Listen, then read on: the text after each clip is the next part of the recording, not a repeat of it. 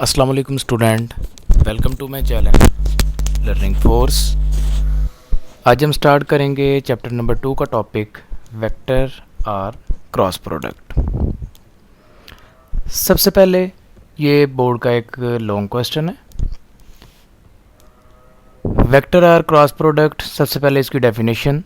If the product of two vector result into a vector quantity it is called vector product. अगर हम दो vectors का product find करें और उनका आंसर एक वेक्टर क्वांटिटी आ जाए then it is called vector product. इसको हम क्रॉस प्रोडक्ट भी कहते हैं। The vector product of two vector is written as A cross B. अब जिस तरह स्केलर या डॉट प्रोडक्ट के अंदर स्केलर प्रोडक्ट में हम डॉट की नोटेशन यूज़ करते थे, क्रॉस प्रोडक्ट में हम क्रॉस की नोटेशन यूज़ करेंगे, which is equal to A B sine theta into N. N हमारे पास यूनिट वेक्टर है। यूनिट वेक्टर को हमने डिफाइन किया था कि ऐसा वेक्टर जिसका मैग्नीट्यूड 1 हो और वो किसी भी गिवन वेक्टर की सिर्फ डायरेक्शन को रिप्रेजेंट करे।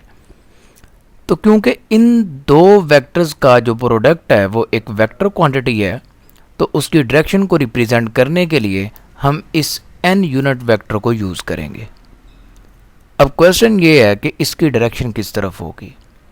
जिस प्लेन में हमारे पास ए और बी ये दो वेक्टर्स होंगे उसके परपेंडिकुलर हमारे पास इन दो वेक्टर्स का प्रोडक्ट होगा। जिस तरह ये हमारे पास एक एग्जांपल गिवन है, अगर मैं इसको एक्स और वाई प्लेन कंसीडर करूं, this is X plane and this is Y plane. अगर ये मेरे पास एक्स वाई प्लेन में लाई कर रहे हैं तो इन दोनों एक्सिस के परपेंडिकुलर मेरे पास इसकी डायरेक्शन होगी, perpendicular to the plane containing A and B. जिस प्लेन में मेरे पास ये दो वेक्टर एग्जिस्ट कर रहे हैं उसके परपेंडिकुलर मेरे पास ए क्रॉस बी की डायरेक्शन होगी। अब इसकी डायरेक्शन को हम फाइंड किस तरह कर सकते हैं, उसके लिए एक नॉमिनेटेड रूल है जिसको हम नाम देते हैं राइट हैंड रूल का। अब हमने इसको समझना है कि what is right hand rule. सबसे पहले इस रूल को अप्लाई करने के लिए हम इन दो वेक्टर्स की टेल को आपस में ज्वाइन करेंगे ताकि दोनों वेक्टर का स्टार्टिंग पॉइंट हमारे पास सेम हो। अब अगर हमने ए क्रॉस बी की डायरेक्शन कैलकुलेट करनी है तो वेक्टर ए को वेक्टर बी की तरफ मूव करेंगे, rotate the vector A towards the vector B. और जो हमारे राइट हैंड की फिंगर्स हैं उनको हम डायरेक्शन ऑफ रोटेशन के अंदर कर्ल कर लेंगे, यानी कि अपनी दाएं हाथ की राइट हैंड की फिंगर्स को in the direction of rotation जो है वो मोड़ लेंगे। जैसे हम उसको जो है वो फिंगर्स को कर्ल करेंगे, जो हमारा थंब होगा वो हमें डायरेक्शन ऑफ क्रॉस प्रोडक्ट के बारे में बताएगा। अगर हम इस एग्जांपल से देखें तो ए क्रॉस बी, ये हमारा राइट हैंड की जो फिंगर्स हैं उनकी डायरेक्शन हमारे पास ये आ रही है and erect thumb will indicate the direction of cross product. तो ये अपवर्ड डायरेक्शन जो होगी वो हमारे पास ए क्रॉस बी की डायरेक्शन होगी। इसी तरह अगर मैं ए क्रॉस बी की जगह पे बी क्रॉस ए कैलकुलेट करूं, अब वेक्टर तो मेरे पास यही है, सिर्फ मैंने इनका ऑर्डर चेंज किया है, बी क्रॉस ए। अब मैं वेक्टर बी को ए की तरफ रोटेट करूंगा। अब जब मैं वेक्टर बी को ए की तरफ रोटेट करूंगा तो मैं अपने राइट हैंड को रिवर्स कर दूंगा और मेरे पास थंब की जो इंडिकेशन होगी वो डाउनवर्ड आएगी। Thumb indicate the downward direction और ये मेरे पास बी क्रॉस ए की डायरेक्शन होगी। यहाँ से अब हम इसको देख सकते हैं, the direction of the product vector will be along the erect thumb. According to this rule the direction of B cross A will be opposite to the direction of A cross B. Vectors में एक और चीज़ आपने याद रखनी है कि vector में जब भी हम नेगेटिव का साइन लगाते हैं, क्योंकि वेक्टर क्वांटिटी के अंदर हमारे पास होती है डायरेक्शन, जब भी हम नेगेटिव साइन लगाते हैं तो नेगेटिव साइन का मतलब हमारे पास होता है ऑपोजिट इन डायरेक्शन। जो इसकी पहले डायरेक्शन थी अब इसकी डायरेक्शन जो है वो इससे ऑपोजिट है।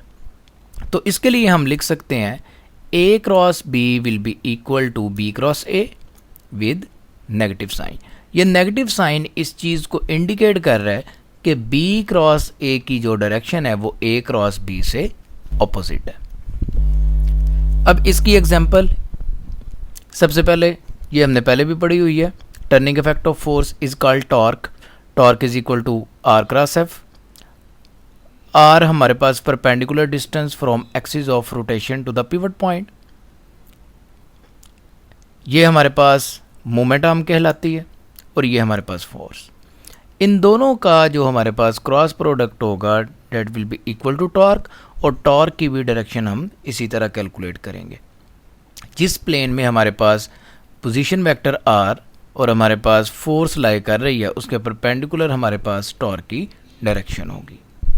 इसी तरह force acting on a particle of a charge q and velocity v in a magnetic field is equal to F is equal to Q V cross B. अगर इसका हम फार्मूला ओपन करें तो ये भी Q V B sine theta into N. तो ये भी हमारे पास एक क्रॉस प्रोडक्ट की एग्जाम्पल है। आगे इसकी प्रॉपर्टीज़ को डिस्कस करते हैं। सबसे पहले हमारे पास आती है इसकी कम्यूटेटिव प्रॉपर्टी। अब डॉट प्रोडक्ट के अंदर हमने पढ़ा था A dot B is equal to B cross A dot B is equal to B dot A. लेकिन in case of cross product हमारे पास नेगेटिव साइन आ रहा है, तो ये दोनों एक दूसरे के इक्वल नहीं होंगे। A cross B does not is equal to B cross A, क्योंकि इन दोनों की डायरेक्शन जो है वो ऑपोजिट है।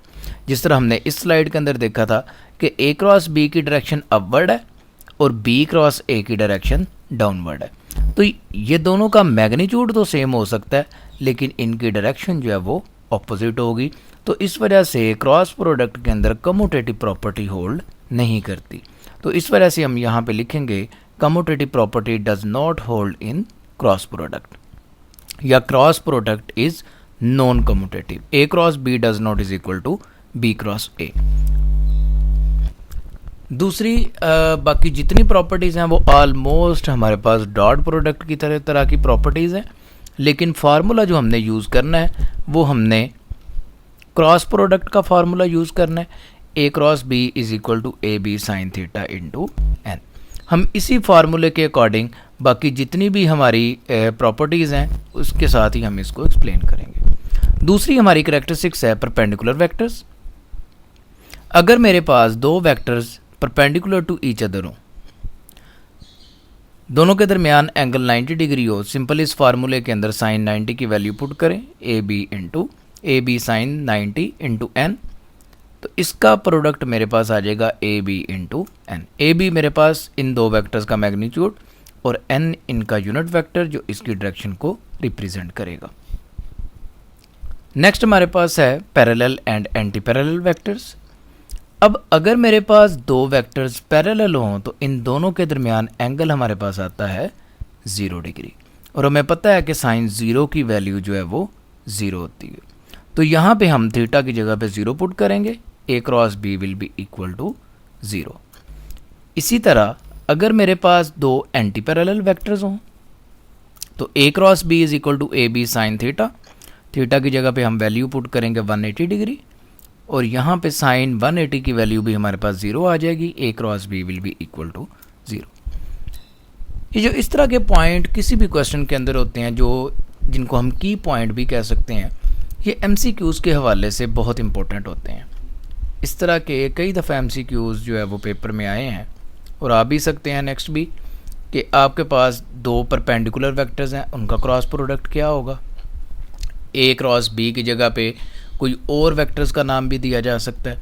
इसी तरह अगर मेरे पास पैरेलल वेक्टर्स हैं, एंटी पैरेलल वेक्टर्स हैं, या कोई और एंगल दे दिया जाए तो फिर हमारे पास उसका क्रॉस प्रोडक्ट क्या होगा। तो हम इसी फार्मूले के अकॉर्डिंग उसके क्रॉस प्रोडक्ट की वैल्यू को फाइंड कर सकते हैं।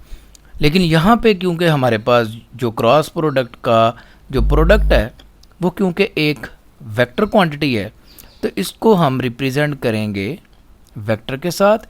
इसको हम 0 नहीं कहेंगे बल्कि इसको हम कहेंगे 0 वेक्टर या नल वेक्टर। ऐसा वेक्टर जिसका मैग्नीट्यूड 0 हो उसको हम 0 वेक्टर या नल वेक्टर कहते हैं। तो इसको हम वेक्टर के साथ रिप्रेजेंट करेंगे और इसको हम जीरो वेक्टर्स का नाम देंगे। नेक्स्ट हमारे पास प्रॉपर्टी है सेल्फ प्रोडक्ट। ये हमने पहले भी डिस्कस की हुई है डॉट प्रोडक्ट में कि अगर मेरे पास एक वेक्टर है डेट इज़ ए, अगर इसी वेक्टर को मैं सेम उसी के साथ मल्टीप्लाई कर दूं, A cross A will be equal to A into A sine zero. अब इसके अंदर पैरेलल वेक्टर्स वाली भी कैरेक्टरिस्टिक्स जो है वो इम्प्लीमेंट होती है, तो मेरे पास जो इसका प्रोडक्ट आएगा वो ज़ीरो आएगा। लास्ट हमारे पास इसकी एप्लीकेशन भी कही जा सकती है क्रॉस प्रोडक्ट की, एरिया ऑफ पैरेललोग्राम। अगर मेरे पास एक पैरेललोग्राम गिवन हो, अब पैरेललोग्राम हमारे पास इस तरह की शेप होती है कि जिसकी दो साइड का मैग्नीट्यूड एक जैसा हो और बाकी दो साइड का मैग्नीट्यूड एक जैसा हो, और इन दोनों के दरमियान एंगल जो है वो किसी भी साइड का 90 डिग्री ना हो। अब इसके लिए हम काम ये करेंगे कि किसी भी दो साइड को, ये जो मेरे पास दो साइड्स हैं, इनको हम नाम दे देंगे वेक्टर ए एंड बी का, और ये इनके दरमियान मेरे पास आ जाएगा एंगल थीटा। अब पैरेललोग्राम का एरिया कैलकुलेट करने का फार्मूला ये है लेंथ या विड्थ मल्टीप्लाई बाय हाइट। अब यहाँ पे अगर मैं देखूँ तो ये मेरे पास इसकी हाइट बन रही है पैरेललोग्राम की। अब ये जो बाकी दो मेरे पास साइड्स हैं वो इन्हीं दो वेक्टर से बनाई गई हैं।